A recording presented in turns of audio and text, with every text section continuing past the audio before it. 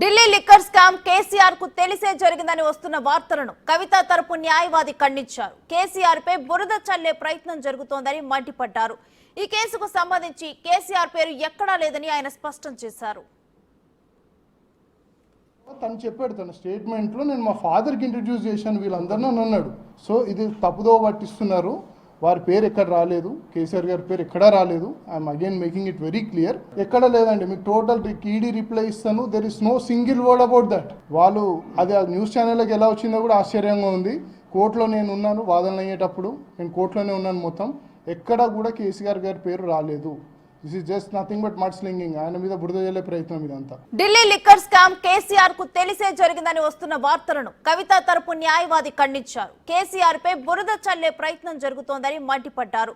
ఈ కేసుకు సంబంధించి కేసీఆర్ పేరు ఎక్కడా లేదని ఆయన స్పష్టం చేశారు. తను చెప్పాడు తన స్టేట్మెంట్లో, నేను మా ఫాదర్కి ఇంట్రడ్యూస్ చేశాను వీళ్ళందరినీ అని అన్నాడు. సో ఇది తప్పుదో పట్టిస్తున్నారు. వారి పేరు ఎక్కడ రాలేదు, కేసీఆర్ గారి పేరు ఎక్కడా రాలేదు. I'm again making it very clear. ఎక్కడ లేదండి, మీకు టోటల్ ఈడీ రిప్లై ఇస్తాను. There is no single word about that. వాళ్ళు అది ఆ న్యూస్ ఛానల్కి ఎలా వచ్చిందో కూడా ఆశ్చర్యంగా ఉంది. కోర్టులో నేను ఉన్నాను, వాదనలు అయ్యేటప్పుడు నేను కోర్టులోనే ఉన్నాను. మొత్తం ఎక్కడా కూడా కేసీఆర్ గారి పేరు రాలేదు. This is just nothing but mud slinging. ఆయన మీద బురద జల్లే ప్రయత్నం ఇదంతా.